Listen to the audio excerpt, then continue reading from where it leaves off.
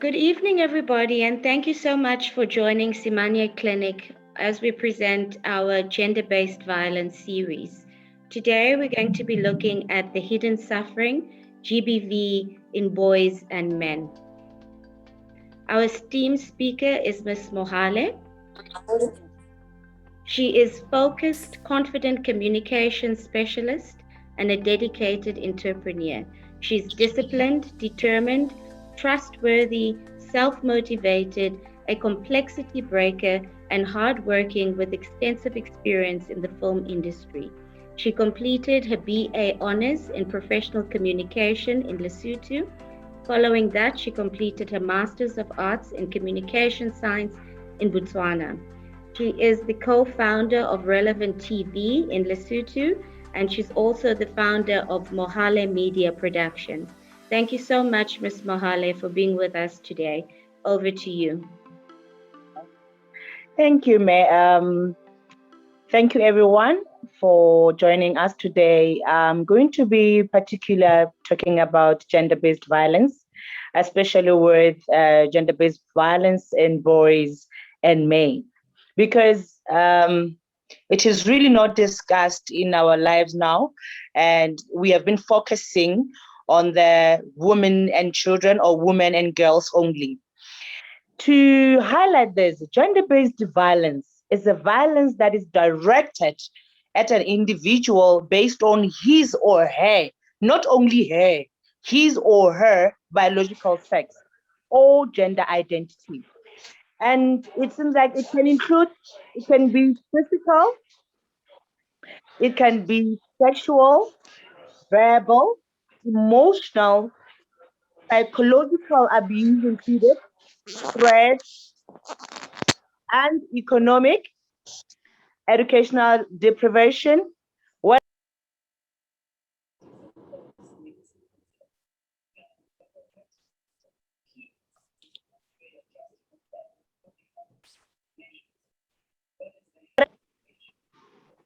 do you hear me, Mekim?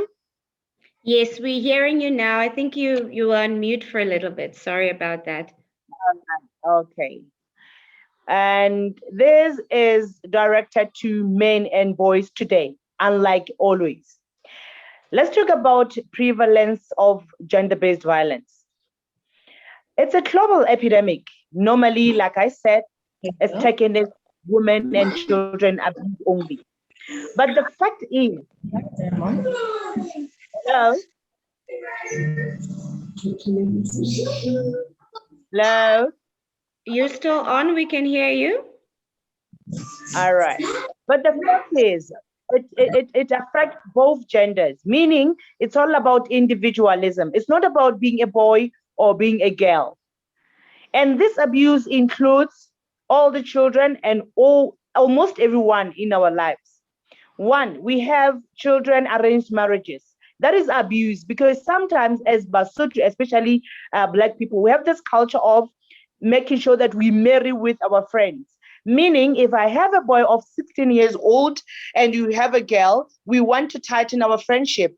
We do make arranged marriages for our children. And that is one of the abuse that is overlooked in our country or in Africa. We have rape. That is rape. By the time you just take a girl, make them marry someone, they don't even know. And then there was this thing that is called Ntate o tlameha ho tshwara, the father-in-law should test if you are still a virgin. That is rape, but we have taken it as a culture. Domestic violence, again, it can be verbally, it can be physically and emotionally. So all this is not about being a boy or a girl. And unfortunately, most cases, this is done by a member of the family, someone who should protect you as a person. Someone who should protect the victim is the one who is abusing the victim. Ekababo, Malome or Rangwani, we all have those angles because you rely on them, they take advantage of that. But this is for both boys and girls. In men, as women, we are vocal. So in men, it is always overlooked because they never talk. They feel embarrassed. fear of not being believed by the second party, or they are scared that their partner will take revenge, especially in the marriages. I'll elaborate on that later on. Talking about the background and life experience on abusers. Sometimes the abusers become the abusers because of life experience. Life experience. Having gone through abuse and never dealt with it in a professional way. What we're talking about is you get abused at school, maybe the teacher molested you, you can't even say because he said he will kill you, or she said she will kill you, or you'll fail at school, just the threats and all that. That traumatizes you to the extent that when you meet someone else, you think they will do unto you what the teacher did. So the life experience instilled the fear and instilled the anger in you. Again, loneliness. We've been lonely, yes, we have different lives, but hangata, being lonely when you grow up, not playing with other kids, who and all that, makes one be lonely. And when they grow, they don't know how to accommodate other people. Lack of social support. Even in your family, your parents can say, hi, when when all those things, they all didn't get confidence how as a person. You need to, the self-esteem goes down, and then you can't even know when to stand for yourself because there's no social support and attention. There are a lot of people who just overdo things. When you look at them, they were never given enough attention as young people. Like when they have to give you attention, it's not about being arrogant. It's about the lack of attention that was given to you. That's why sometimes makeup or one that they can even overdo things when they have enough or more than enough, especially when it comes to money. The third one is inability to effectively deal with stress. Some of the people will say, I can't even hold myself. They always break everything in the house. That's why they express their anger. Because sometimes they tear themselves up. They take the knives, they use the knives onto their bodies. That's how they express their feelings. And that is wrong, because that's being unable to deal with stress. History of alcohol and drug abuse. The person with history abuse, alcohol, drugs, they always have that. Ever drive along to be abusive. We all know outside world, when you are partying, when you are somewhere, when you can just speak with that person, you'll see that we are busy. The consequences. We are not looking into what caused the consequences, and we are failing. And some as early childhood trauma or abuse, the background, upbringing. In most cases, people who experience family violence are more likely to become abusers. When you are growing up, how used to fight a lot.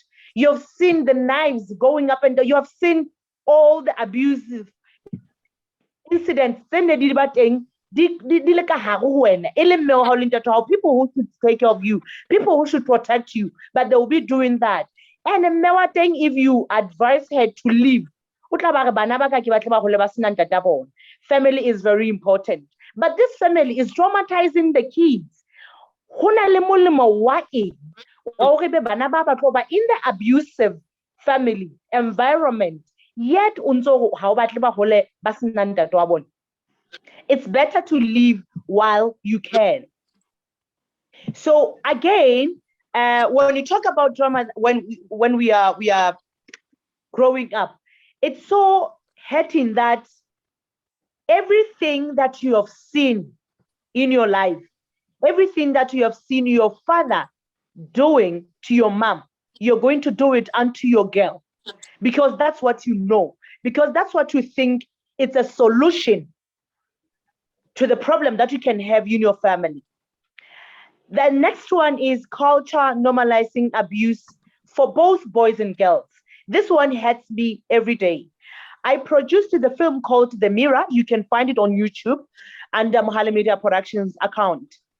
At first, I didn't see that the culture was normalizing abuse until I had this research that I did. Culture is normalizing abuse for both boys and girls. One, socially attributed role given to men.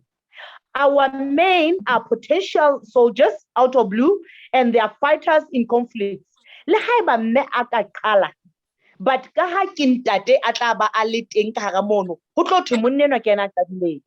the potential soldiers, whatever that comes from outside, whatever, men are expected to be out there, because they are soldiers. And when they are angry or when they are hurt, they are not expected to cry. Why? Because we are human, and everybody is human. We get hurt, but they are not expected to cry due to and another one that makes women not to go while they're still alive. And our parents instilled that in us to the extent that we can't go back to our homes because that's where the culture is normalizing abuse. It's like it's a norm. We should always not go, even when things are hard. That's why we have women who are staying with their husbands, but the husband or whoever can come inside her house just because a man can come with a girlfriend, and they're saying, I'll talk about that later. The other one is Musadi Kimwana, Ushoho Yalela. Munena understands himself as a head of the family, and he should have everything. He should provide, he should do anything to protect the family. Musadi Kimwana, meaning he can't even listen to the wife because Musadi Kimwana. And now he's entitled to all the hatings, and he's entitled to protect almost everyone, and he can't even get help from the wife because he's the head of the family. Financially, when you help your men, they're saying hauna kelelo. When you help your men, they're saying hasimuna enough because he can't take care of the family. And we tend to get that and even start abusing our partners because they must have this money.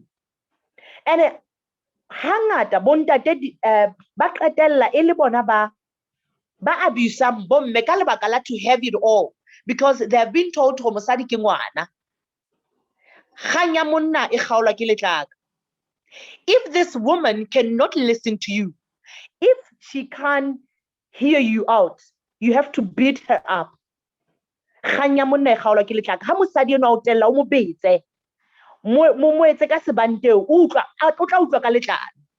Just because you were told you have to beat her up or our man, even when they have friends.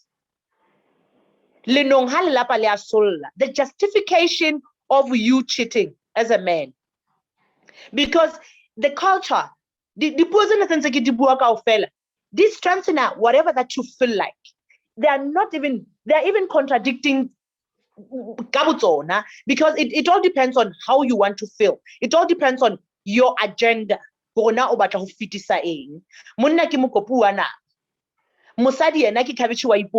meaning monna is entitled to cheat, and that makes a man to be when I got it all, I can do as I please because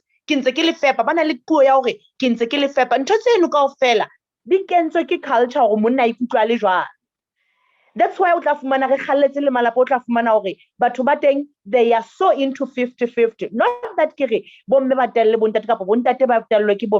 but hangata abuse culture Look now, this myth, the statement, it's a culture. And there's this that I hate so much. If I can't have you, no one will. Bontate le bomme mona ba ka bobedi. They're so into using this. And they kill each other in the name of, if I love you so much and I can't live without you, if I can't have you, no one will have you. Meaning, I would rather kill you and we can die both because I can't stand or I can't live without you. And that is one of the things that the world has just overlooked in. And this is the result, this is the consequences of culture normalizing abuse. Obviously, when you just obviously the blood will go out. It's either your blood or your partner's blood. Because how it will say, and that is what Basotho have been saying. How when you go home as a child, when you go home, you want to share this with your parents who you're not okay as a man, and they'll be saying how is not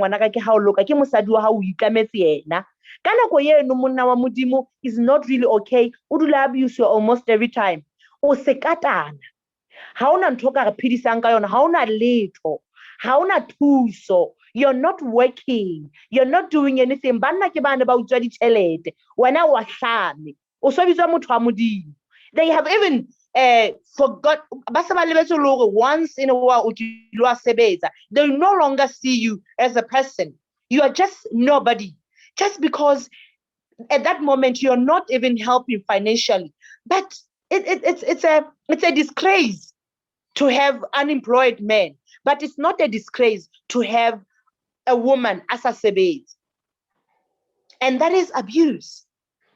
And number 3, why gender-based violence in men is a problem. It's a hidden issue. Hangata bontate deny it or try to cover it up. They're so reluctant to acknowledge the problems because they think it's a reflection on their manhood. Even when they have problems, they will never say, because by the time they cry, by the time they lose it, by the time they go for counseling, they think it's a reflection of failing. They see themselves as failures. They don't even cry to anyone. Meaning, when the bottle of water, if umana magotodia 5 millimeter every day, it liter. And by the time it reaches the liter, explode, and that is the result of killing, the results of exploding. Because they don't talk about it, because they make it as a reflection on their manhood. That means faith as a man. Male sex abuse never reported. They never go to police to report anything because they see or even tell their friends, because they can't enough. We have a lot of men virginity made, and people are not discussing it. And even boys and men, how about they make it a joke, but at the end, man, they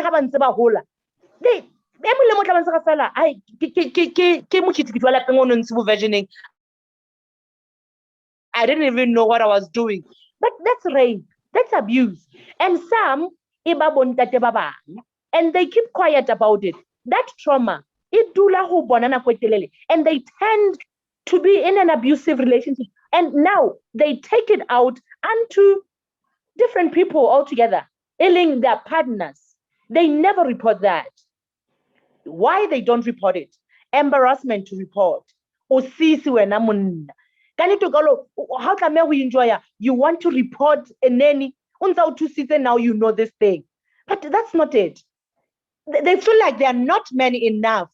Rather, they can just even be okay with being all these things. And no one is talking about it because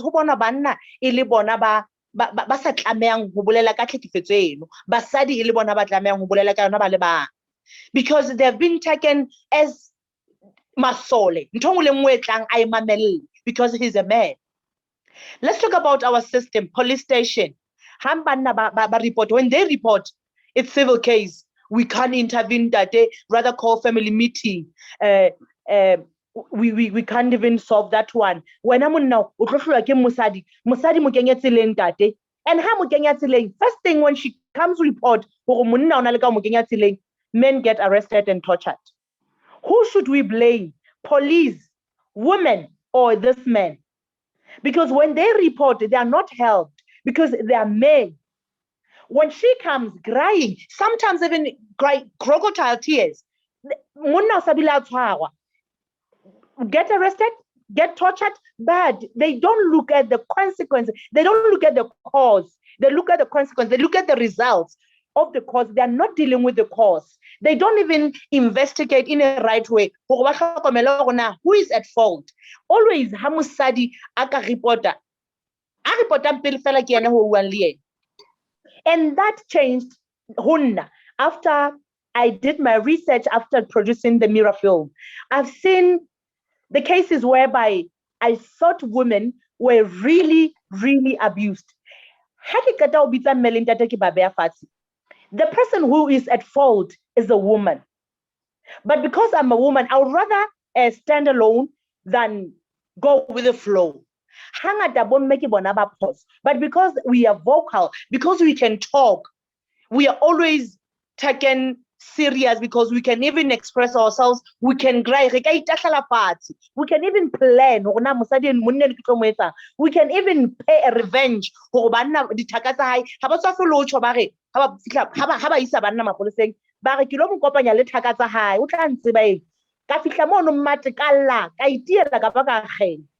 Just because they know that the government is on their side. Not that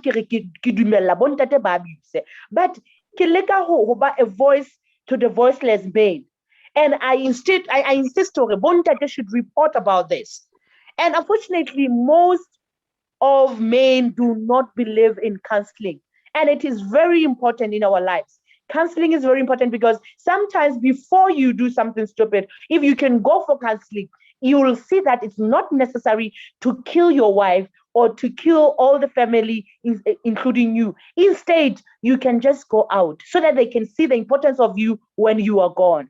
Because sometimes we don't see that we need person until the person is gone. We can't see the importance of his presence in our lives until he's out.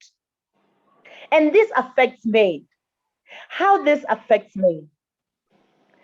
One, they feel powerless. They feel hopeless. They feel like they are not enough. They feel like there's no reason to live because the people who he should protect, he can't be able to. And if he's working, the productivity at work declines. They don't feel like they are capable. They're always stressed. They can't even talk. And how when you are not happy? Domestic violence, it can affect all that you do. Now you can't be good to yourself. You can't even take care of yourself. Or to be yourself because you're always depressed. You are always not sleeping because you are stressed about your family or your future or the family going again being okay with your wife and all that. The productivity younger person will be affected. Let's talk about when a man is not employed.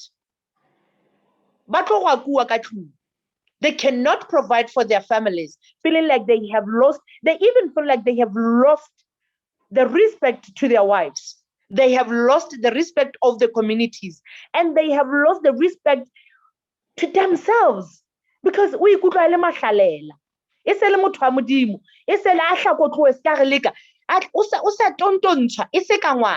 when jokes are Mami who say the way we address our husbands when they are not working is heartbreaking. And that makes them feeder. Then the anger ibateng, depression ibateng. When they are depressed, there's a risk of erectile dysfunction. They don't really perform in bed because sex is all in the head. Sex is all in the human body. They have to think, it's all in the brain. But when you're depressed, you can't be good. In fact, you lack the sexual desire. And then they'll be called names. Now, they're going to be cheated just because it's not about, sometimes women go out because he can't do anything because of the depression. And he'll be saying, just because he's depressed, that's how women are. And you can't tell anybody because you can't even beat him up. Sometimes it's not you.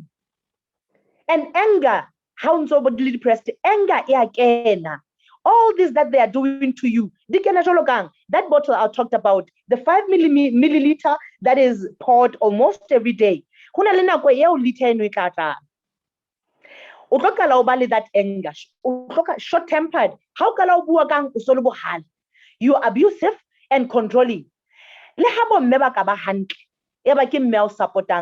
Because you're not doing anything for them, you start controlling. Sometimes being supportive to husband, husband okay, only to find that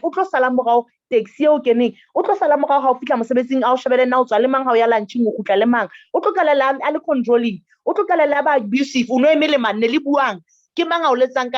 and then for the whole night, who talks to you, what, why, when, and beside, even your friends, when you talk, about all the messages, because he has that anger. Reckless behavior. This abuse or this depression, it's the reckless behavior. They are playing dangerous sports. They think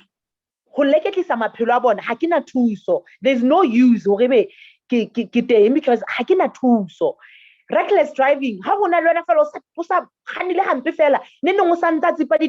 He becomes to be a young, naive teenager boy, whereby he starts having unsafe sex. And that means unsafe sex, and he's not working. There are some things that you can't even stand for. So it's wise to get help. It's wise to go for counseling. And the physical pain, they don't even know that they have this depression. Headache. The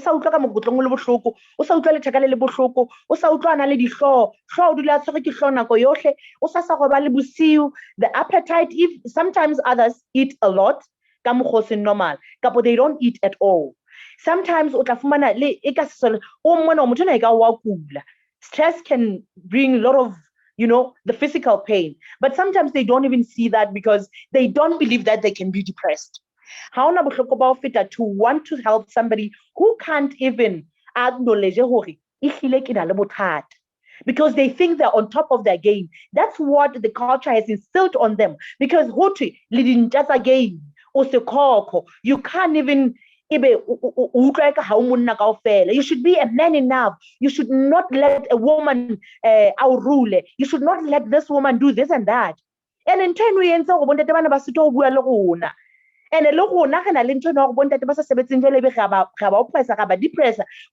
we fight them more. And the person who is depressed again, these negative thoughts. Negative. How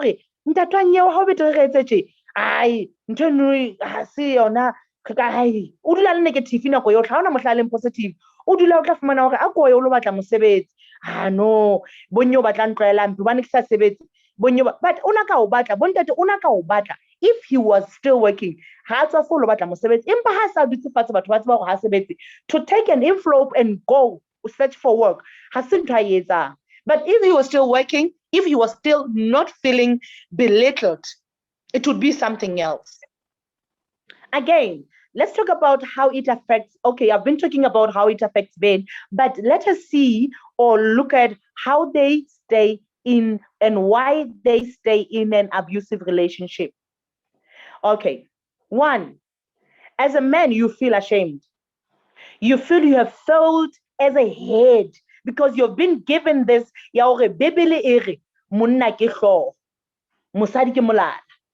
and that is not true. Women verbally abuse, they belittle or humiliate their partners, whether whether in front of your colleagues, whether in front of your family or on social media.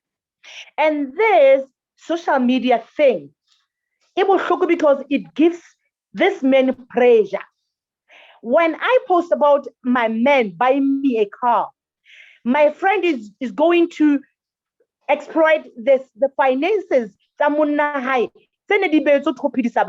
just to be bought a car because social media is ruining almost families just because they feel the pressure. That's because mama boyfriend it then gives us mentality to our blessers, blesses, slay queens and all that. And that is because we women pressurize our men. Apparently, I always ask myself, how am I expecting a man that I'm in the same class with to be 10 times bigger than me in no time? It's a pressure that we always refer, but well in the partner. Again, the second one, men are in denial sometimes, and they believe that their partners are going to change, and they believe they can help their partners. And this is for both. This denial is for both. Sometimes we think we can change our partners into some people, into becoming better. But because they have a problem or they are into depression, they will never, you cannot help somebody who can't acknowledge the problems. And they can't change just like that. Some of us, we do this because we believe in different religions. Your religious beliefs dictate that you stay. There are a lot of pastors who are staying in an abusive relationship, who are always pretending to be good. Not only pastors, but everyone who has a dignity. Just because unale dignity, just because unale positionating, just because they think they must stay because they have this beliefs. People are looking up to me. People believe I'm a pastor. People believe I shouldn't go for divorce, or I shouldn't leave the family. It's so it's heartbreaking. We make false allegations about our partners. We manipulate and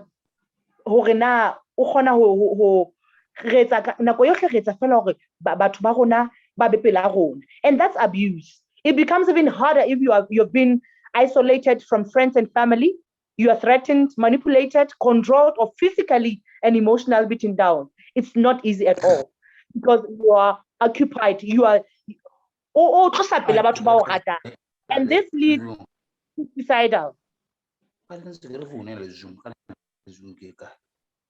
Hello? And coming to what needs to be done. We keep on empowering our women. We keep on empowering our women, but we forget men. Adolescents, menstruational talk. How menstruator? We talk to our teenagers. Weddings, how to take care of your husband. When will they be told how to take care of their wives? Marriage challenges. Women should have that. But who comes to talk to males? Do we have that? No, we don't. And what needs to be done now Just like girls get empowered, boys should also be empowered.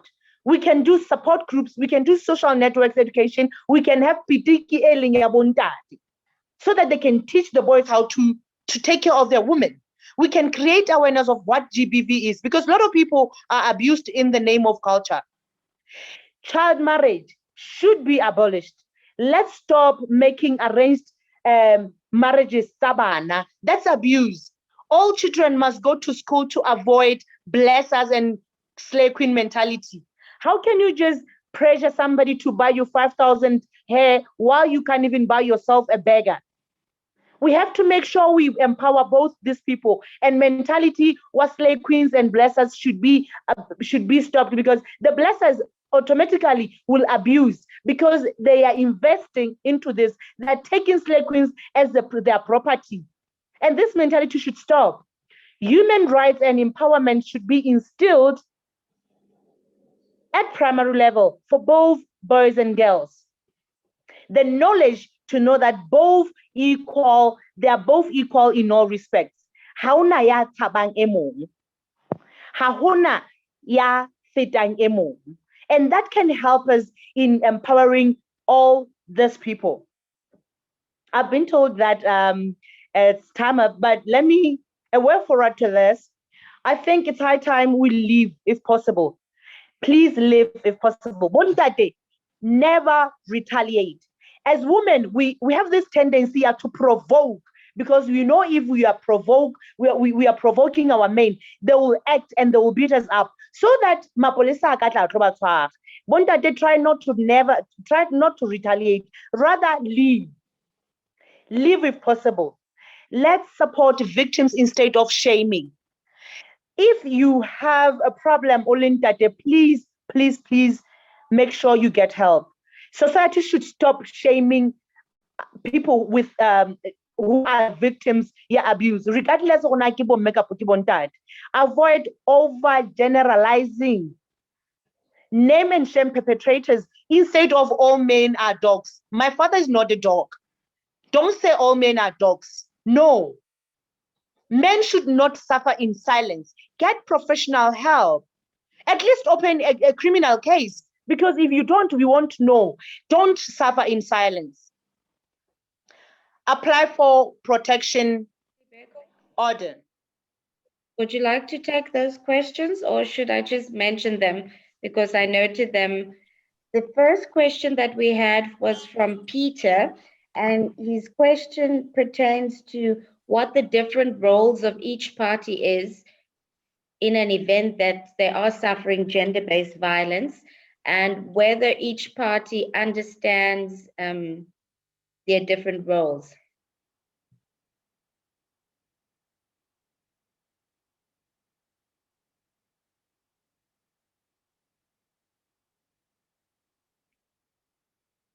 Unfortunately, we can't hear you, Ms. Mohale. I'm not sure if there's a problem with your network. Dr. Libeko, while Ms. Mohale tries to sort out her audio, just a quick discussion from our side then. What do you think? Do you think people understand their roles and the effects of gender-based violence, whether it be men or women?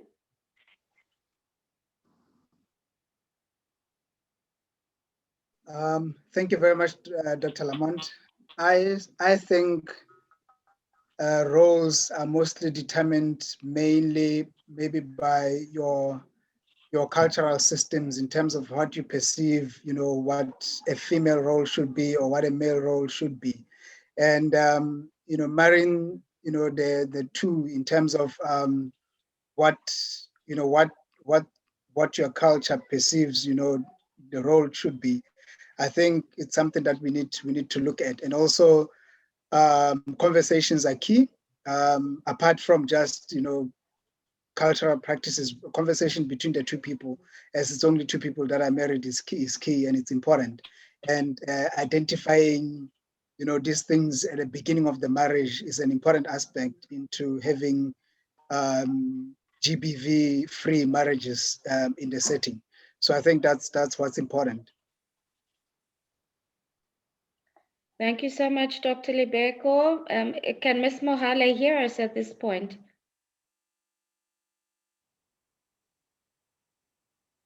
I don't think so.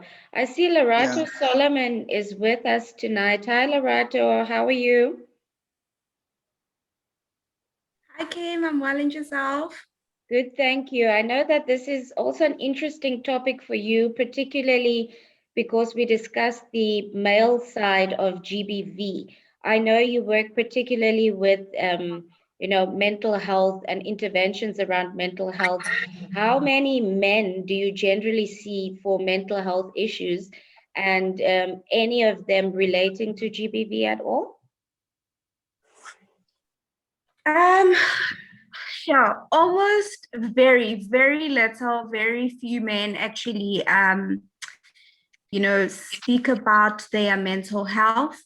I think that it's still something that, I mean, I'm such an advocate for awareness, and I always say that there can never be enough awareness, and I believe that it's something that we still need to work towards, as a nation, holistically, communities within our communities, to encourage, from young boys, our kids. We need to encourage them whilst they're still very young.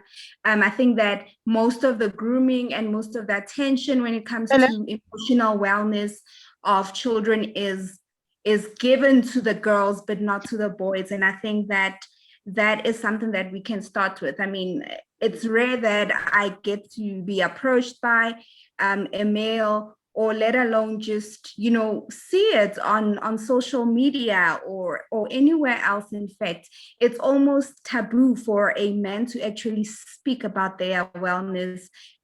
So you can imagine that if it's so hard to just speak about your wellness, let alone speaking about GBV, especially in a world where, I think, as Ms. Mohali said, men are the head of the home.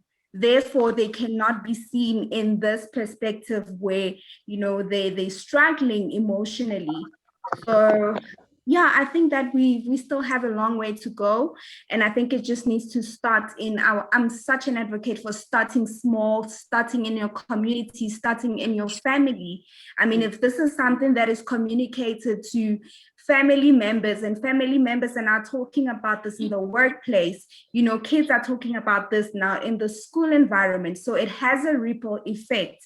So if we can just start in our home, having conversations like that with our boys, I think that also as parents, you find that we've got this thing where our kids would get angry and we usually shout at them and say, but why are you getting angry? Why are you getting mad?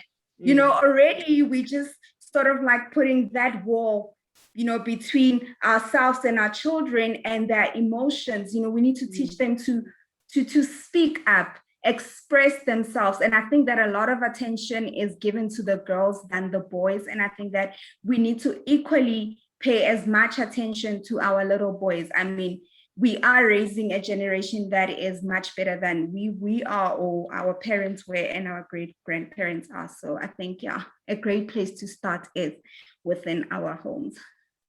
Thank you so much, Ms. Solomon. Back to Ms. Mohale. I can see she's got her sound back. One of the questions coming from Kulani was, what sort of interventions are there in Lesotho for GBV? Okay, I'm not going to lie on behalf of country. I'll just be honest as I can. We are intervening as Mohale Media Productions or other productions about this GBV. However, what we have is the database of who killed who is doing what. The government or the law is not endorsed, or they're not doing anything. After the report, we'll just do the campaign, hashtag don't abuse us, hashtag, and it ends like that. So it's difficult for us to penetrate and teach about all this if we don't have the support from the government or the law. However, we can't stop, because this is for our children, this is for other generation coming, and we have to do something about it. Like now, I produced gender-based violence film, The Mirror. However, I now wanted to produce the other one with men abuse. But now all the resources are from me as an individual. No one is really supporting us. It's not like I'm changing the world for myself. I'm changing the whole country for everyone and the generation. But I can't say really I have specific, I'm still requesting. I requested at first, but no one really took it serious. So I'm still organized. I'm still requesting other people to support me financially so that I can produce. Because Lesotho Mona, if you don't do something like a film, they don't really take you, serious. But or they don't even get the message. But they love this film. They love taking the advices from the films. That's enables us to express our feelings, to teach or to create awareness through the filming. However, the resources are all from me, but I'm still requesting other companies to support me and all that.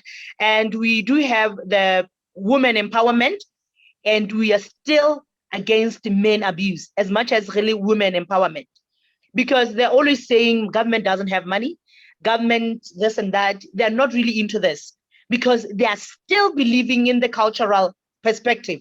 Those that I listed, and all those things that even glorifies the abuse itself. Mm-hmm. But there are a lot of people who are really individually supporting us. Is it that they don't have enough? You know how much you spend when producing a film, but we cannot stop just because we were not getting support. We have to work towards this. But in Lesotho community, there's not really. It's not like in SA. In SA, I've been following everything on social media. They have what it takes. They even get head. Unlike us, we'll just when you do the campaign, who said you should do it? Who accepted it? Who did what? You can even get arrested sometimes for that. Yes, we have to be logical about these things, but sometimes, like, we have lost 2 women now over this violence. But we still had another one who was killed by the wife. She was with the side men. They killed the guy. But no one is talking about it because it was done by a woman. So I don't want to take a side. We are all women. It's all about individualism. We don't have to side with any gender. This is epidemic. This is something that we have to deal with countrywide, like worldwide, because it's not about the gender. It's about individualism. It's about you as a person, how you treat the next person. Mm-hmm. But in Lesotho, to cut the story short, in Lesotho, we are not really getting that support that we are expecting, that we would love to have. Dr. Libeko, any remarks in that regard? Particularly around GBV and COVID-19, was there any trend or correlation between the two? I don't have a good followership in terms of what's currently happening in Lesotho in terms of maybe the increase in incidences during lockdown or anything of that nature.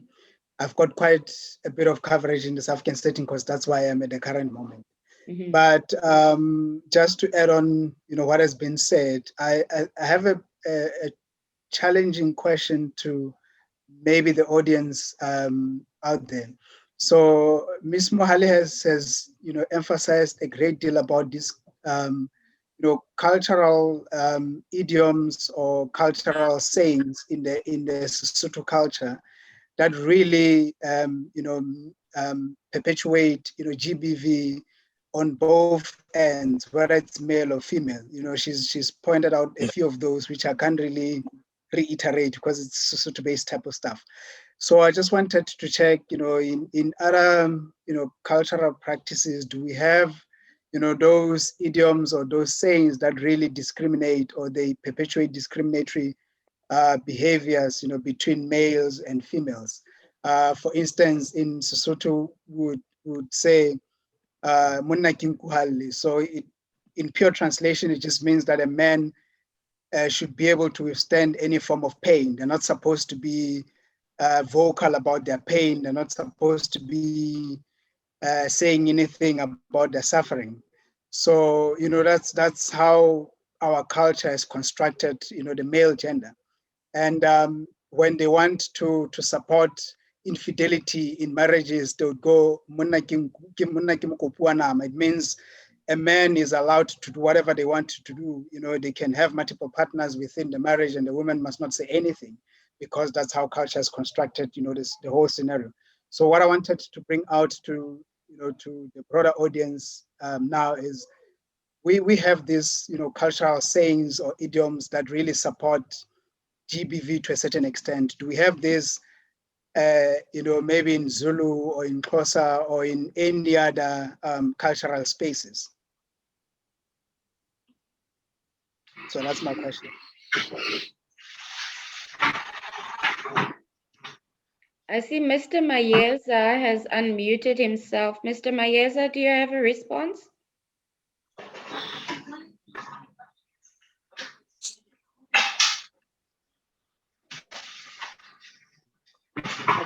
I think he's just unmuted himself by accident. Let me remute that. From a cultural perspective, I think, customs change with time. And so really customs need to be contemporary and they need to adapt with the current times. I think anything that prejudices another person shouldn't be a part of our everyday customs. And that is my perspective on the matter. Ms. Mohali, anything from yourself? Thank you, Mayor. Okay. Thank you, guys. But what I would suggest that we do now, like I said, can we just start this from younger age? Like she mentioned, the other speaker mentioned that we should start at home. Charity begins at home. And please make sure that we can let our children express themselves, and we should stop even staring at them. We should stop labeling them as taking their self-esteem so down. And please, as old as we are, I know in Sesotho it says meaning now we are hard not to, we can't bend easily or else we are going to explode. That's what it says. So I think it's high time when you have a problem as a man, please apply for protection order. It's not like you are or you are just useless or you are weak. No, that doesn't say you're weak, please. And again, law enforcement officers should be trained to investigate the cases of abuse to get convictions in GBV cases, because sometimes a lot of people or a lot of police take it light when a man comes, but take it serious when a woman comes. That is discrimination. And again, after the trauma of abusive relationship, guys, let's take things slowly, because getting into another relationship is going to be worse. And the person that you are getting in a relationship with is going to suffer for all your past, for all the experiences, for all the hatings that you have experienced in the previous. Please try to heal. Go for counseling. You're not weak when you go for counseling. Go for counseling. And again, please, please, please make sure your health comes first. You can never be okay. You can never be productive if you're not happy. Happiness comes first. Everything should be according. Not that I'm saying we should relax in an abusive relationships, but make sure you work towards repairing. Make sure the person you are with is good enough. Look for the compatibility. When I'm going to talk a little about slave queen mentality and blessers, we tend to get married to people that have financial muscle instead of going for compatibility. Howsoever, when you get married to this person, you're not really compatible. You're not really clicking, but because they have financial muscle, both, because we now have Bentens, we now have men who are looking out to have sugar mamas, who are looking out to have women with money. But the compatibility as couple, if you are marrying somebody for the certain reasons, having everything, cars and all that, and the financial muscle, you are still going to get abused because you're not compatible. You can't do things that you enjoy together. Yes, we are not perfect. We are not 100%, but at least take somebody who is 70% to what you want. it's like it's okay to refresh and to start afresh. It's okay to get married to somebody who can live with you forever and then do things together, instead of going for financial, both genders, instead of going for financial stability, instead of going for maru alphas, because you can't be happy. They say that makes women go after men. I would rather cry inside Range Rover instead of crying at home where I can't even have electricity. So they think it's better to be treated, to be ill-treated in the financial stability house instead of crying with your person. I don't think if you are compatible, you will cry. But please, ladies, please let's empower ourselves with educational, entrepreneurial skills or anything, just to make sure you don't depend on somebody, just to make sure you don't ask for this. And even men, you are being controlled by these old ladies. You can't meet your friends because you'll be cheating her. You can't do this and that because she is a financial controller. Please, let's make sure we empower both genders, so that we can marry compatibility elite, so that we can do things our way. Both instead of getting into relationships for certain things. Thank you. Dr. Lamont, I've got one more question to the platform as well. So I know this might be a slightly controversial whatever it is. So in most of the, the practice, when a female gets into marriage, then they get to change their surname.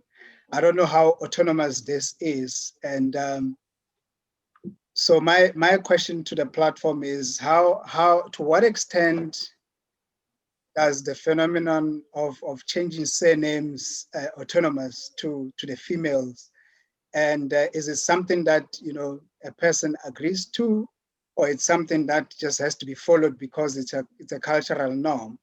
And in so doing, isn't that some form of abuse, which I really can't put a pen on it, but that whole phenomenon of, someone must change a surname for you or for your family, doesn't that bring about, certain elements of ownership from the male perspective? I'm just throwing it out there. I understand fully, the cultural perspective of why surnames are changed from one set to the next, but I just want, to throw in a discussion point to the panel. Yes, Ms. Moale, I see your hand is up. Okay, talking about taking someone's surname, this has been instilled in us that I've changed the surname, I'm now Mrs. What.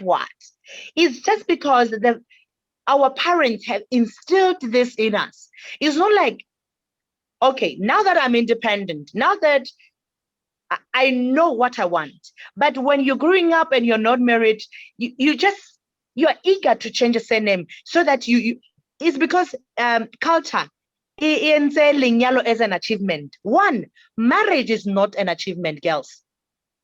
Marriage is getting together with the person you love, not outside.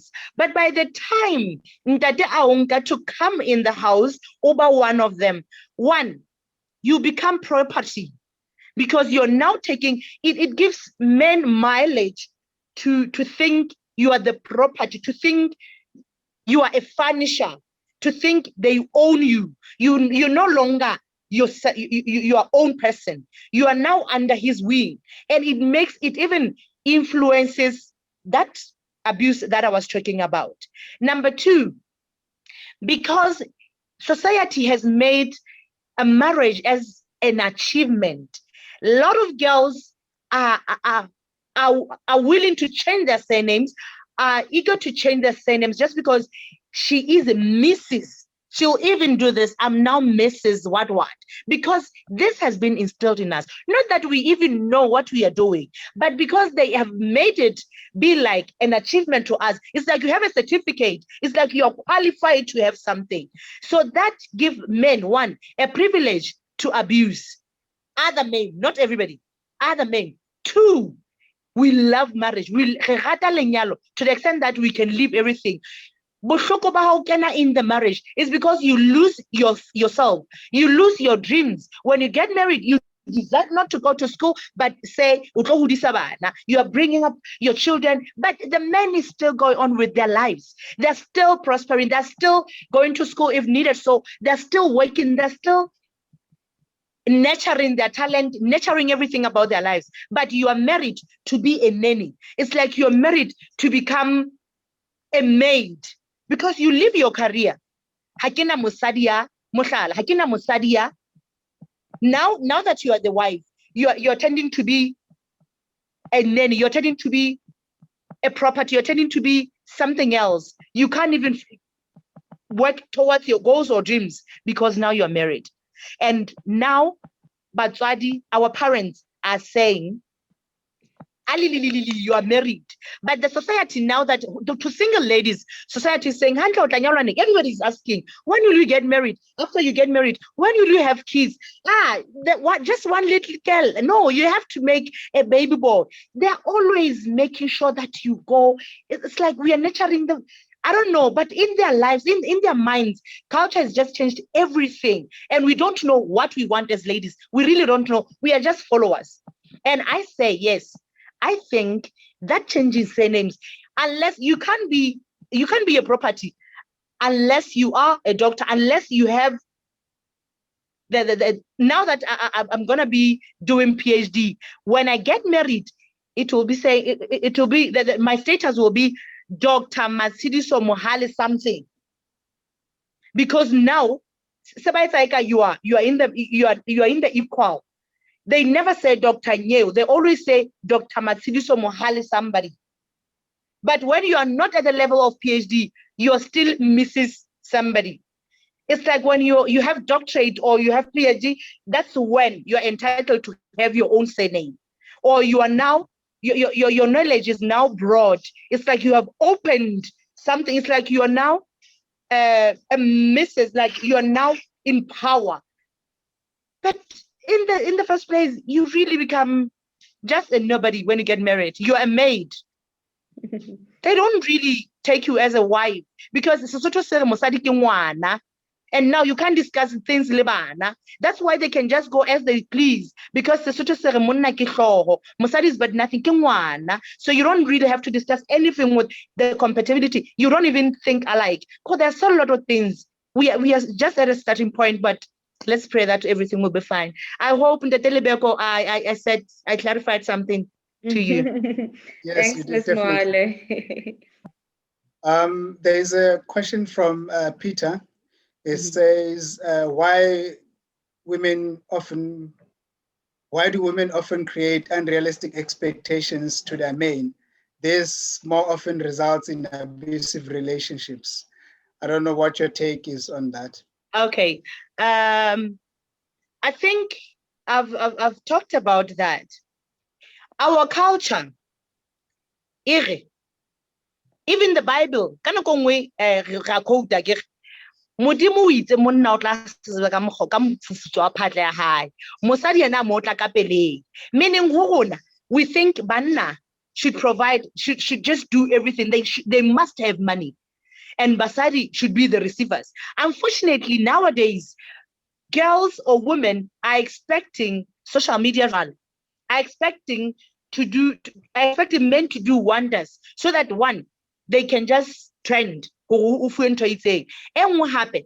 It has been instilled in our heads, this and that. We even expect, that's what I said earlier, the person that I've been in class with, in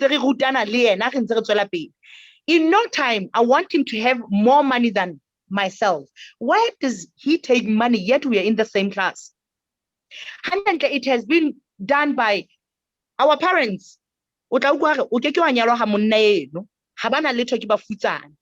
they saying? And who said and again, why can't you marry your loved one because he's poor? It's what has been instilled in our head. It is what we've been told. Oh, you shouldn't just go for anybody. By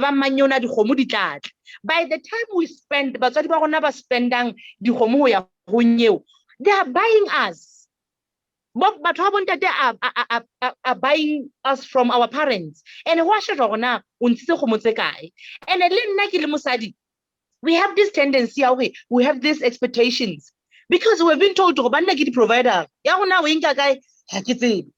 But provide. And at least the social media is still piling more. That's why abusive and malapeng, because by the time always and to get money to satisfy you. What he went through. So the pain, but the pain will go into and we are not aware until it happens personally to you. And all those people who are looking up to you, only Mrs. Mamangana Lichelet, they don't know what this person abuses you. Afterwards, go spoil yourself. But it doesn't erase what? The blue eye. Social media and the world at large has to have it all. And we are just receivers and we have to spend it in the way that we want. No, I'm going to do my nails. I can't stay without my nails. I can't stay without my hair. I can't stay without this and that. And we are not even logical. We don't even think when we want these things. And that's results in abuse. And if we don't talk compatibility, what is this person looking up to? Compatibility, we need to make sure we know where we are going. How, not the social media. Thank you. All right. Thank you very much, Matsidiso, for that. I know it's a topic that you're very passionate about, and we can go on and on. Dr. Lamont, just a quick question from you, from my side to you. So we as parents or young parents, we are sitting in a space where, cultural, norms have to be changed, and we need to teach our kids, more so our females, to have what we call self-love, self-respect, and to be able to know their self-worth. And also, as a man who has got a young boy, I want to teach my boy how to be gentle, how to treat a lady, and how to be a responsible human being. And we are sitting at that space where we are changing the cultural norms in terms of, what we define as male and what we define as female in terms of roles, and how each gender must treat the other. So what is it that we need to do as parents to be able to preserve or to instill principles that alleviate GBV, whether it's male-based GBV or female-based GBV? Okay, like I said, one, let's start at home. Let's make our girls have this self-love. The confidence in you as a woman will tell us men even get charmed due to your self-confidence. Your self-esteem, instill the self-esteem in your girl, instill not both. When you're not confident, everyone can take you to wherever they want. So let's teach our young ones, let's teach without these idioms, because influence and abuse. They are equal. It's okay, my boy, to cry when you're hurt. It's okay to report. It's okay to express yourself to both these people. Because if they think to say something, so you're not man enough. So it's okay to say, I'm hurting. It's okay to report. It's okay to to express yourself in every way. That's the solution, because it's the only way. And it's okay to say no to all these idioms that we have listed today. It's okay to say, I think I'm sure we've talked about this, and I hope he gets the answer. Thank you, Ms. Mohale. Let's teach them to know their worth. Let's teach them to be able to say no, and to be able to speak up, and to be able to say anything. Let's build relationships with our kids. Let us know when they are not happy, and let us make them feel free, because by the time they get raped, they will never tell if you're not really close to the person. Even if they are comfortable with somebody instead of this one. And sometimes parents are happy. It's because you're not really in good relationship with the person. But have this relationship, an open relationship with her, to the extent that they can even talk about anything, relationships and everything. Because if they don't, that means they're going to ask wrong people. Relationships and teaching our kids about no and yes, and be comfortable with talking to us, instilling self-confidence in them. Thank you so much, Ms. Mohale. If I could add on to that, I think with children, what is so important is clarity of purpose. So we've been running different webinars, particularly with teenagers, and this, I think, would be the ages between 15 and 24, where you see gender-based violence really flourishing. So we really need congruency of thought and congruency of self. You are what you think.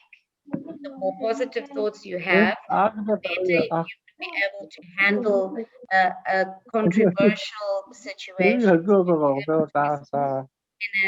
in a more fluid or easier way. So that would be the first part that I would take note of.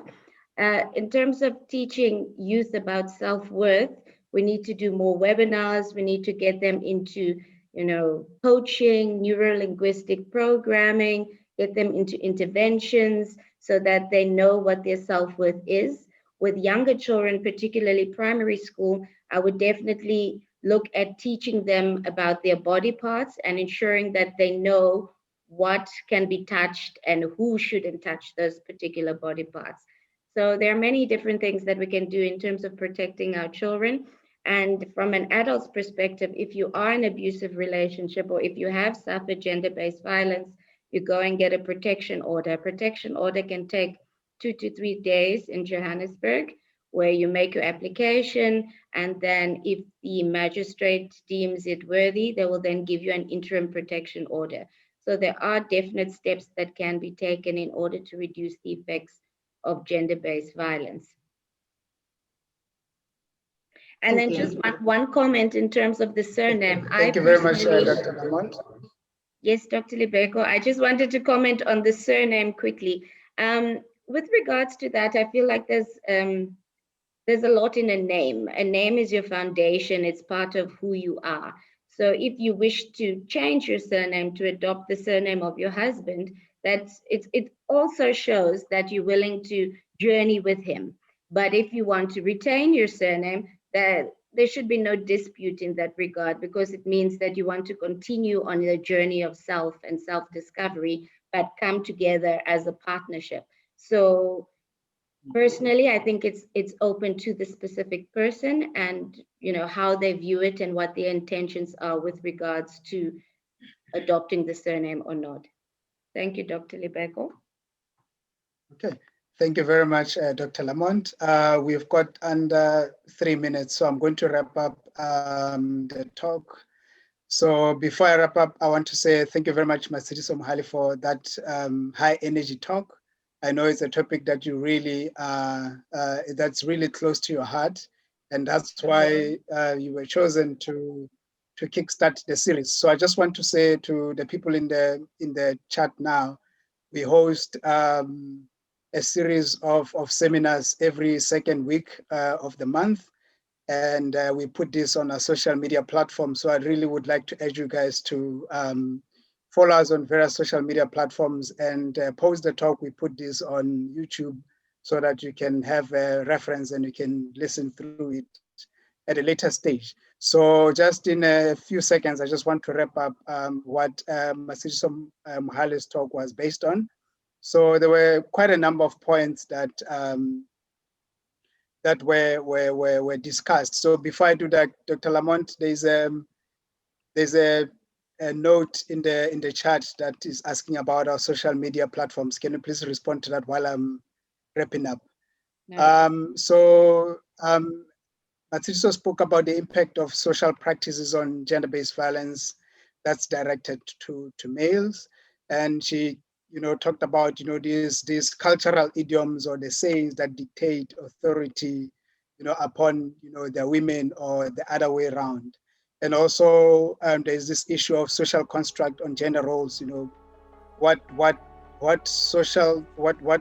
is it that society deems is a proper man. He needs to be able to work, he needs to be able to do that, he needs to be able to do that. And these are social constructs which are not really valid, and they are really, I think it must depend on a person to person.